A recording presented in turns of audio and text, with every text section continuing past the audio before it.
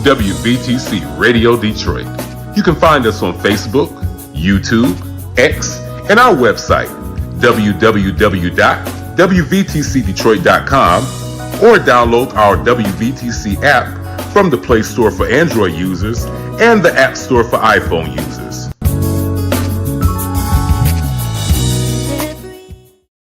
You're building the empire, and we'll help you protect it. Because even the most powerful women still have trust issues.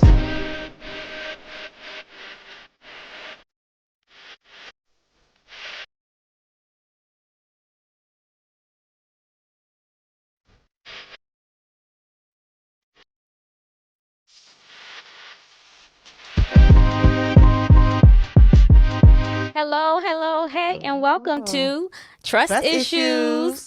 I am one of your hosts. I'm Erica Hall, owner of EH Wealth Advisors, and here is my sister. Yes, my sister, Erica. Yes, I am Urena Ricks Johnson, and I am an estate planning attorney and founder of Ricks & Associates, PLLC. And I'm so excited about us with this podcast, and we are talking about building wealth. Not just building wealth, but showing you how to protect it. Yeah.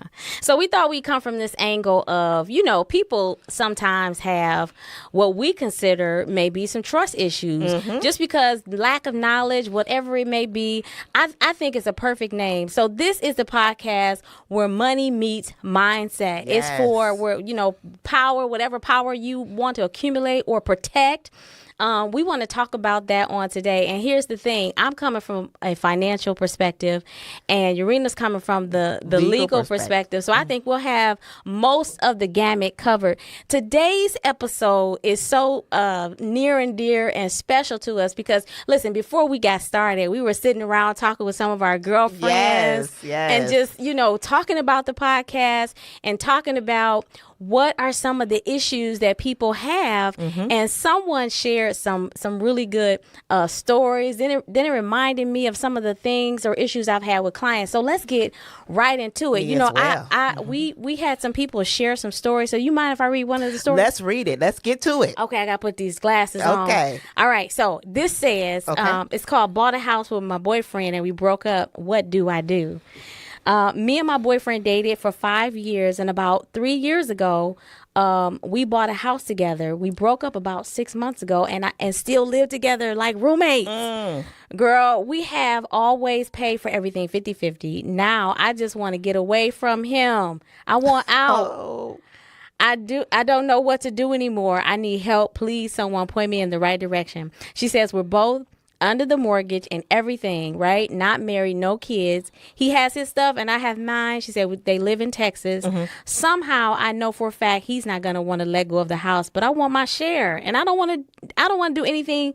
I don't want anything to do with him. We both make around the same income. What can I do? Is there a way I can make him pay me for my share or sell the house? I just want out, but I have a feeling he's not going to make it easy for me to leave. Please help. Oh, wow. Oh, my goodness. This is so heartbreaking, but it's not out of the ordinary. She's a girlfriend. Yes, what rights girlfriend. Do girlfriends have rights? Unfortunately, girlfriends do not have rights. The law, specifically in the state of Michigan, does not recognize common law marriage. And common law is just you live it together. Are there states that still recognize common law marriage? Most of the states do not recognize common law marriage. What is common law marriage? So common law marriage is you cohabitating together, living, acting, shacking. Living together, okay, but there is no marriage agreement. Right. And marriage is a contract. Okay. And but it's also a legal agreement recognized by your state that you are legally joined together and you have certain rights with that legal documentation. Okay. So we don't want to get married. I mean, some people who have been married before or just are free spirits, they're just like, I don't want to get married. So if I don't want to get married and we do want to live together, or what if this is my partner, my friend, and we start accumulating assets together? Is there anything I can do to protect myself, or what can she do? Agreements are great, especially because they're recognized by the court. So any type of agreement that you have, we could have a cohabitation agreement. You could have an agreement that is recognized. This is what we agree to. These are our terms. Right. And we have thought out these terms. We reduced them to writing, and 9 times out of 10, a judge recognizes those writings. Yeah. So they have a guide to go by to say what this relationship was. Yeah. Okay.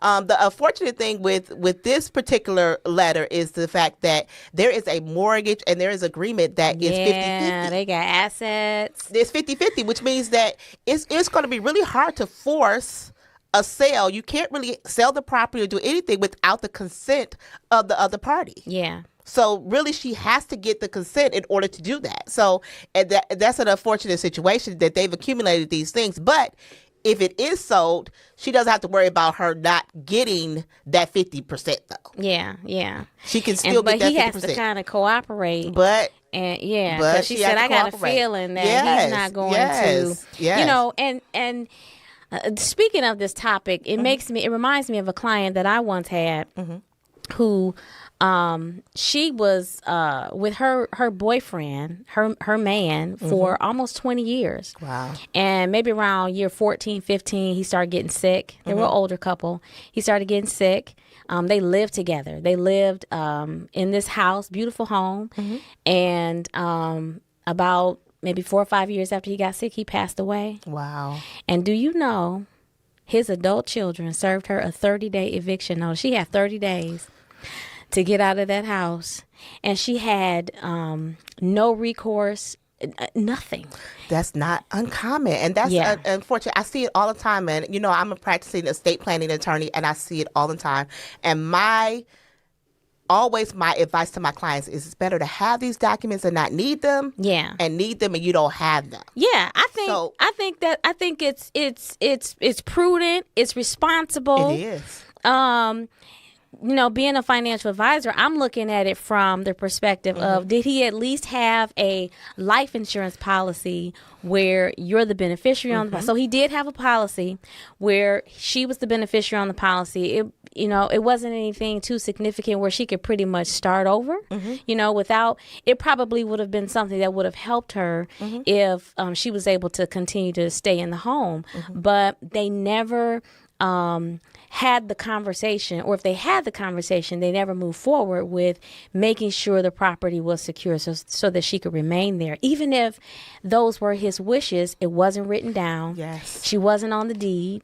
I think the house was already paid for, so you know what those children did. Yes, and the unfortunate thing about it is that it could have been done so simply by, he didn't even have to put her on right now. He could have did what is called a beneficiary deed in some states, or it's called a ladybird deed. Yeah. Which means that you just put someone on the property just for purposes of estate planning, which means that if something happens to the individual that owns the property, and they actually own the property during the time they pass away, then that individual actually gets that home without having to go through the probate court process or any type of process. But a lot of people are afraid of that because they feel like it would affect their selling the house or things like that. But they can actually sell the house. They can do whatever they want to with the house during their lifetime. It's just an estate planning tool that says that if you own it at the time of death, then it goes to that person that you designate. Yeah. So with that being said, we're going to call this Secure the Bag. Secure the bag. Secure the bag. Secure the bag. I don't think it is wrong for you to step out and have those conversations. Someone may say it might not be in good taste, but I think we need to be accountable because what we're doing, we're not just having fun. We're living together. Yes. Right? And we're so taking it that step further. Yeah. So I want to encourage people to have the conversation. Yes. Have the hard conversation. You have the hard conversations now, it'll make it easier later. And you can't talk about, hey, this is what they wanted me to have. They may have said to you, baby, when you can have everything. It's all yours. Yes. It's not yours. Well, put it on paper. Right. Put it on paper. That's fine. Verbal is not a contract. Listen, I think the fact that so with this sweet lady, my client, no Social Security. Her income earning was nowhere near his, right? And so 50% of his Social Security would have been a come up, for the time, and vice versa. If she had something that she contributed, you would want to be able to have that continuation. I mean, I'm looking at the honoring the relationship and the time of the union or whatever it is, the time together. And so I think it's an area that we just need to be educated. His pension, even with his pension, his children were able to be mentioned. He would have been able to add her if they had been married. Or being together for at least 10 years. Man, what a lost opportunity. And just the quality of life, though. You don't want to go through the relationship for this long of a time and then not have the continuation of, because you're thinking that you're building something together. Yeah. But the devastating thing is that if something happens to that partner, or even if they're disabled. Yeah. Yeah. Because these documents would help, even from a disability standpoint, as far as having a power of attorney where you can make those day-to-day decisions for that person if they can't by having power of attorney. But, if you don't even have that, then you would have to go to the court to request that. Mm-hmm. And then the court looks at the fact that you're not married to this person. Yeah. Of course, the spouse has an automatic right, unless there's something otherwise, to even be power of attorney. So let's say the person becomes disabled. Yeah. And you're living there, they're becoming usually the main person that usually takes care of things, but they may have a disability policy, they may have something that they can access, but you would not even be able to access it without a power of attorney. Right. So that's why those documents are important. Yeah, I hear you. And the thing that we don't plan for is the unexpected death. That's true. Right? Mm-hmm. The thing that we don't, that comes with no warning, no. I was just talking with someone and I asked him to write into the show. Okay. I asked him to tell us his story because he was telling me how his family member is was a well-known pillar of the community, ran the courts, and no estate plan. Wow. No estate plan. And so what happens is there's all this love, there's all this sharing, but if you love me, right? And love gives. Yeah. And that's the thing about it. The covering of that. Yeah. For the what if. Yes, it's the what if, and it is willing to share. It's willing to have those conversations, those tough conversations. That what if I'm not here? Type of thing. And then I've had clients to tell me, well, I don't want to do that because I don't want them moving some guy in this house. Yeah. So I don't want that to happen. So I'm not gonna leave that to her because of that. If they get remarried, I'm not gonna leave it. It's the provision in there. If they get remarried, then they don't get anything. True. Things like that. But just having those conversations, because I advise my client too. Yep, I talk to my clients about it, but make sure that person is taken care of. Yeah. Whatever you all decide to do, make sure that person is taken care of, though. If you love that person, make sure that person is taken care of. And then having the tough conversations, if they're not willing to do it, what does that mean about your relationship? Yeah, yeah. So okay, so let's go back. Let's go there for a minute, and let's do some role playing. Okay. all right. Let's do it. How do we have the tough conversation? How do you have the tough conversation? Okay, so we're not saying don't fall in love, but do it smart. Do it smart. So how do we bring it up? Like, hey babe, what would you say?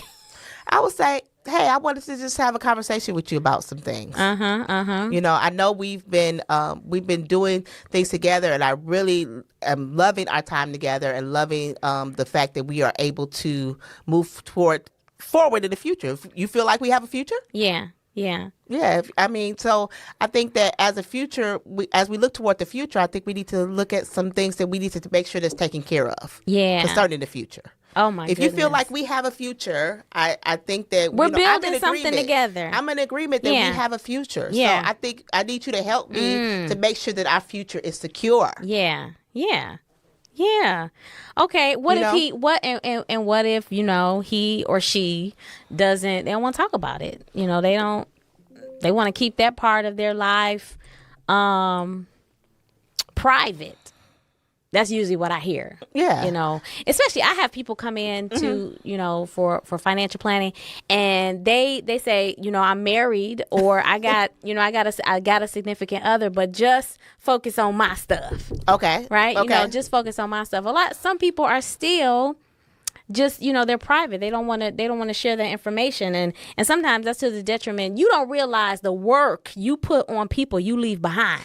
Oh, it's so much. Oh, And it's my so, goodness. And it's the thing, you can either bring them peace or chaos. That's what I tell my clients. Peace or chaos. Peace or chaos. It's It's really no happy chaotic. medium. Yeah. It's really no happy medium. It's either peace or chaos. And then those are the things that, and I know that they are hard conversations because, that's the reason why I do a lot of the seminars and a lot of the hoping to break down a little bit of that barrier that people have, with talking about those things. Yeah. Because, most people don't want to talk about when I'm gone, what's going to happen. Yeah. Peace or chaos. That's good. I like that. We're going to hold on to that. We're going to put a Yes. pin right there, because that is where the issues come in. Those trust issues. The trust issues. Or what you going to do what you going to do afterwards with this money? Do I trust you to But a to person, give it to you. Yeah, but a person who is going through that, they're already grieving, right? And so sometimes a person who may not have all of the knowledge or information or education of what to do, they will be paralyzed. Yes. Or they will make the wrong decisions. There are so many times they talk about, widows or widowers who they make bad financial decisions in grief. True. That's so true. In grief. And so, and it's especially if you have children outside of your current relationship, Yes. and what you're trying not to do is disinherit your children. You're trying to make some good financial. What we're saying is plan. Do the planning. Have those tough conversations. Yeah, And I know yeah, that they're uncomfortable conversations. We go into relationships. A lot of times we go into relationships and we like, I don't want to mess, as a female, I don't want to mess things up. Things are going so good. Yeah. I don't want to mess things up by bringing, or I don't want him to think that I'm after his money. I'm a gold digger. I don't want him to think that I do got trust issues. that I got trust, right. Trust issues. But it's important to have those conversations. Yeah, it's prudent. And just to and prudent to Yeah. do that. And then I found that even if it's difficult, and even because that's what relationships are about, you're not going to always agree. Right. You're not going to always be on the same page, but love says that I'm going to continue to love this person, even if we don't agree on certain things. Yeah. I'm going to continue on. So making sure that you make that decision to love this person, even if you're not agreeing with them at that time. Yeah, I think you brought up something really important. Is same thing with marriage. You talked about the law when it comes to common law marriage and all that kind of stuff. There is a contract or an agreement or something that's going on, something that's happening here. When we move in together, we're coming into agreement. Even if it is your roommate, right? As our letter writer says here, that now we're living as roommates, and so that's how we have to look at it. Is we want to make sure that we are addressing this so that we don't end up with the short end of the stick, as they say. That's true. Right? So I think this is a good time for us to plug Trust Issues Podcast, right? Yes, So yes. if you would like to share with us your questions, you need some planning, you need some financial issues addressed, or you have some legal issues that you need addressing, write into Erica and Urena on the Trust Issues Pod. We're on Reddit. That's Trust Issues Pod. Yes. On Reddit, you can let us know what your questions are. All right, now back to I want to go back here Okay. real quick, because you said that if he refuses to talk with you. Maybe this is your red flag, right? Maybe this is your red flag. Mm-hmm. I want to encourage us to have a team. I consider us the dream team, right? The dream team. So who do you need on your team when you are, I don't know, a professional, you're a young woman, you're a seasoned woman? Who needs to be on our team, on your team, as an individual, as a, who's on your team? As an individual, you definitely need someone to assist you with financial planning. I know a lot of times we have an idea of what planning is, what we need to do and what we do not need to do.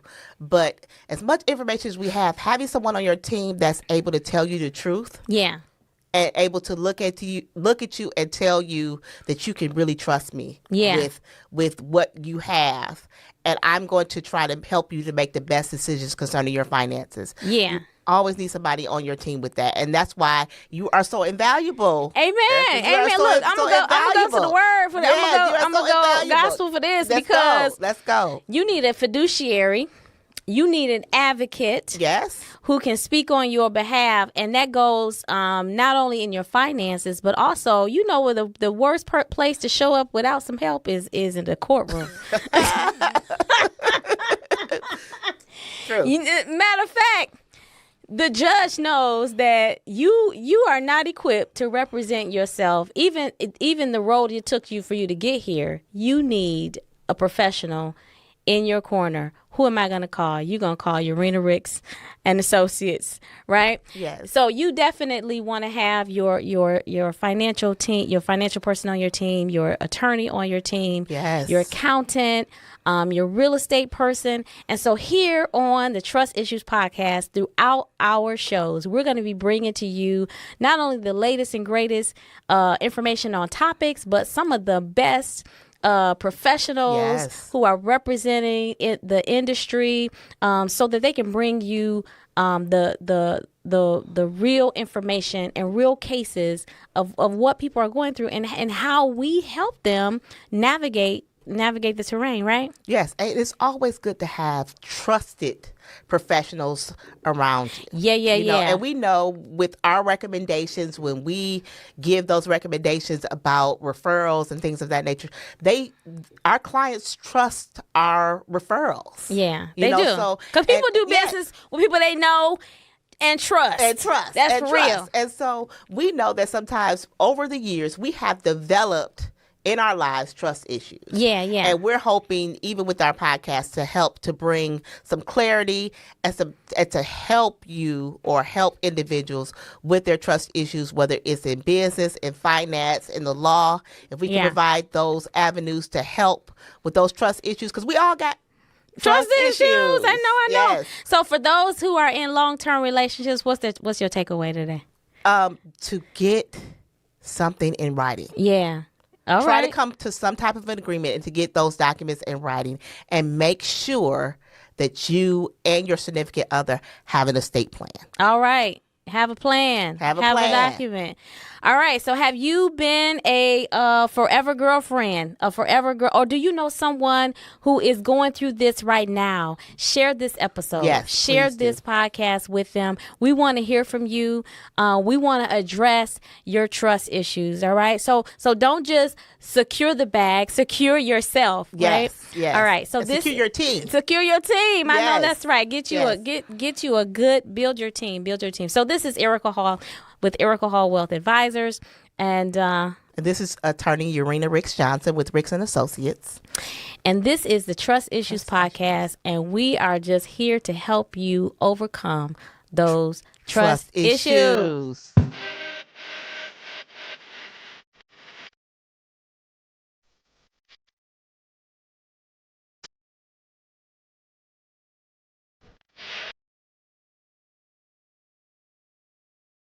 Hi, I'm Pastor Walter Allen Steen, the pastor of Grace Church International. Also, I'm a gospel artist. I listen to WVTC Detroit. Hey, Detroit! The Detroit chapter of the Gospel Music Workshop of America. Women's choir is calling all gospel singing ladies. Join us as we prepare for another powerful concert on Sunday, October 19th at 4 p.m. This is a citywide call for 100 plus women who love to lift up the name of Jesus through song. Come, rehearse, connect, and sing with us. Rehearsals are happening at Craig Memorial Tabernacle, 14201 Puritan Avenue, Detroit. Evangelist Santa Rose is your choir coordinator, and Dr. Iris Taylor is the Detroit chapter chairperson. Let's make a joyful noise together. See you at rehearsal.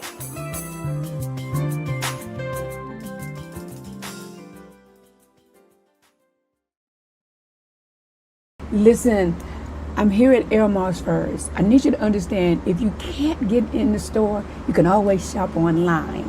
And when you shop online, you want to make sure that you follow him on social media, on all social media. And if you're looking for the website, it's elmarfurs.com. Listen, Instagram, Facebook, we're looking for you. He's got sales, and he's got a payment option for you that's going to meet your very need. It's going to benefit you because you'll get in on the sales. So listen, make sure you come or visit us online, elmarfurs.com.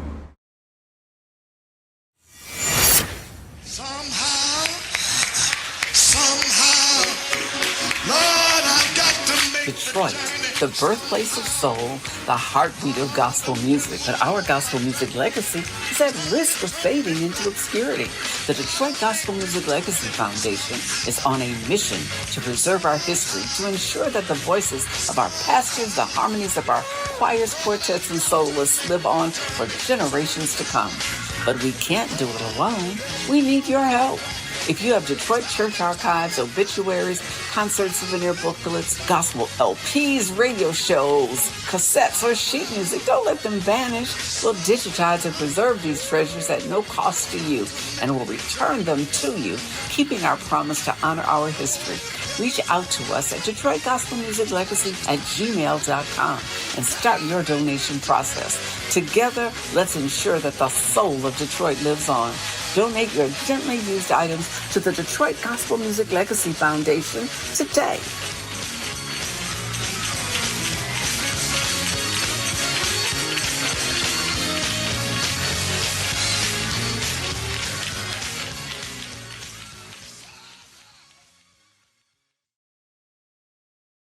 Go to your Apple or Google Play Store and download the WVTC Gospel Radio app today. You can also say, Alexa, play WVTC Radio Skills. Would you like to play WVTC Radio Network? Absolutely. Download it today. You're listening to WVTC Gospel Radio Detroit, and we're flowing in the Spirit.